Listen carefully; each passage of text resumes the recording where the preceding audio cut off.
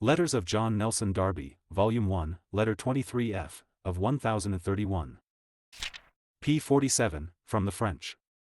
G. V. Wigram, I do not quite like that expression, Christ has obtained justification from God, because it presents God as unwilling and even opposed to the thing, while it is the will and the heart of God which has provided the sacrifice and all. It is true that the righteousness of God required expiation and the sacrifice of Christ. Still it is He whose love has provided for our needs in this respect. And He it is who justifies.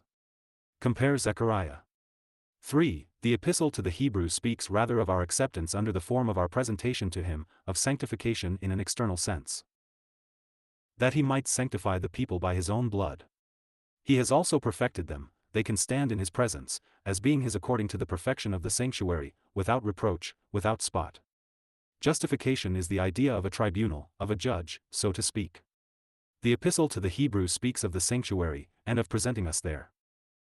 The foundation is always the same, but we can look at it in many ways, and each one gives us more light as to the perfection of the work of Christ, and the results of that work which we enjoy.